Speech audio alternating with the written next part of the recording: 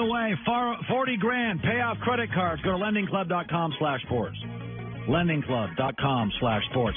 So everybody's watching Josh Roden. And you're like, yeah, that guy's no good. He's terrible. I watched him. Well, they just fired their offensive coordinator. Their offensive line is one of the worst in football.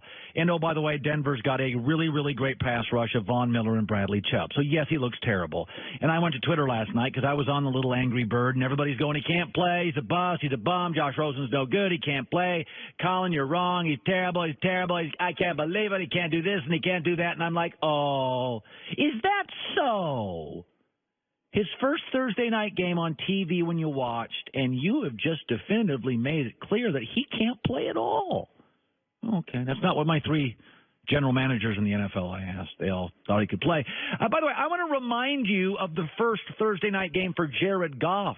It was his rookie game. I think we have the tape of this. They played Seattle in those Nickelodeon-themed uniforms up in the Pacific Northwest, those hazmat spill uniforms. Do you remember Jared Goff's first Thursday game? Let's roll the tape on that if we could. Remember that? He got blasted by Richard Sherman. And I remember what happened after he got blasted here by Richard Sherman. You all said, too thin, too small, not athletic, can't play, guy's a bust. By the way, no touchdowns. They scored 3 points. He couldn't do anything. Got sacked 6 times. Looked absolutely physically overwhelmed. By the way, then recently he played another Thursday night game to Jared Goff. I believe we have a tape of it. Roll it, Sam. Goff, end zone, Gurley, touchdown. Goff floats Cup downfield. What a throw. Touchdown Rams. Seam throw, Woods, touchdown. Now in the end zone, Cup. Come on. Going for the whole thing. Cook. Touchdown. Have a night, Jared Goff. Yeah, that was against one of the NFL's best defenses. It's funny, you told me he couldn't play. Got a new coach, new coordinator, better left tackle.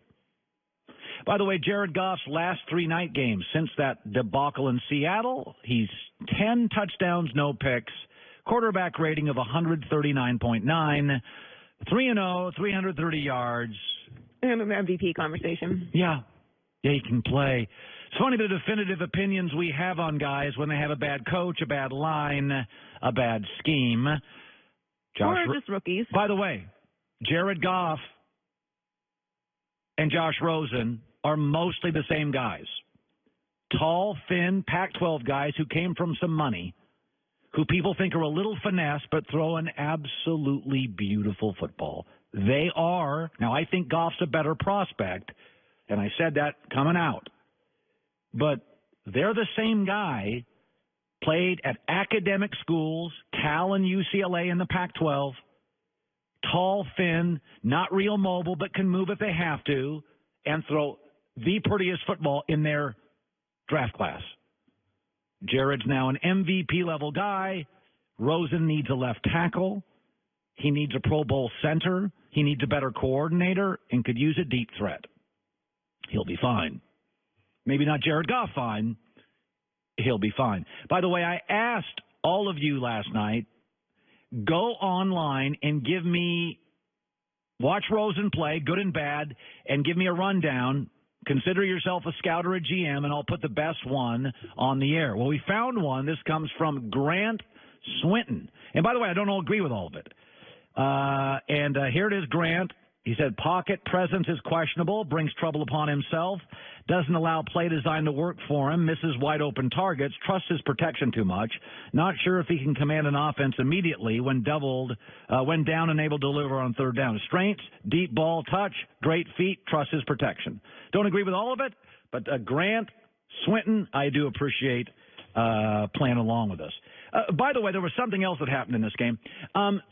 There's great, and then there's, ridiculously great. The Beatles are, there's great, and then there's the Beatles. The Beatles have had 275 million of their albums purchased.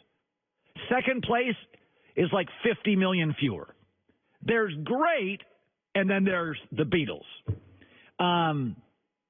There's great, and then there's Jerry Rice. Larry Fitzgerald last night had a touchdown catch. It was the 111th of his career.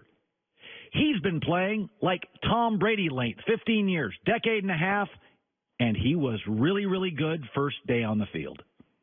I'm not a trivia guy, but he is now only 86 touchdowns behind Jerry Rice. I want you to think about that. Jerry Rice is the Beatles of the NFL. Randy Moss is second in receiving touchdowns behind Jerry Rice and is only like 7,000 yards behind. Okay. Think about how great Larry Fitzgerald has been and how long Larry Fitzgerald has been great. If you added Calvin Johnson of the Lions' entire Hall of Fame career, and he will be a Hall of Famer, if you added Calvin Johnson's career to Larry Fitzgerald's career, they'd be shy of Jerry Rice. There's the Beatles, and there's everybody else, and then there's Jerry Rice, and there's everybody else. So I would like to congratulate the most decorated current NFL receiver in terms of records, Larry Fitzgerald. Only, I looked it up, 10 more great seasons left to equal Jerry Rice in production.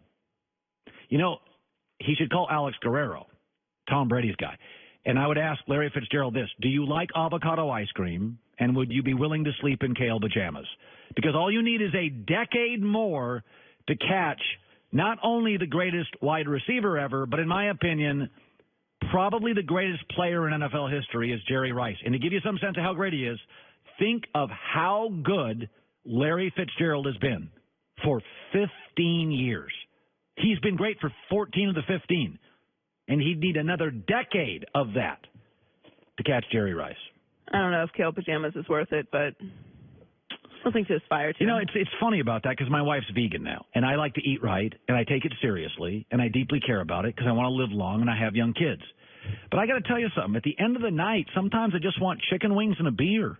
And my body doesn't care. My body now is saying, I want chicken wings and beer. And the other part of my brain is saying, live to be 98. And I'm like, I don't want to be old 98. I'm going to go to about 77 and call it quits. You know, my grandmother lived to be 94, and she always told me not to get old. So whatever that means. But she did not eat kale. She told you not to get old? Yeah, she said, don't get old. Whatever you do, don't get old. Yeah, so, I mean, at 77... it's like I'm just going to eat a bag of chicken wings and whatever it does to the and call it quits. Call it quits. I respect the determination and discipline it takes to be vegan, but yeah, but you know what? As much as I love my wife, you know, we go out to eat, and it's it's a process. Can I replace this with this and this with that and this with that? And I'm it's much easier to do in California. Oh, God, can you imagine being a vegan in Cincinnati? Yeah, Kansas City might have a little trouble. I think Kansas City, you would struggle to be a vegan. Cincinnati. L.A., it's pretty easy, and it's still a lot of work. So congrats to Larry Fitzgerald, and don't worry about Josh Roden. He's going to be okay. Don't freak out. Jared Goff was... everyone was calling him a bust. Jared Goff looked lost. And Jared Goff was a Pac-12 guy and didn't have mobility and was tall and was thin and didn't have a massive chest and didn't look like a great athlete and got rolled over by people. And then he got a left tackle. Then he got a good center. Then he got the right coach and coordinator. They grabbed him a deep threat. You wake up and you're like, oh, he can play. So much of football's coaching. And baseball managers, analytics, guys upstairs are doing the work. Football, it's about coaches. Blazing 5 next.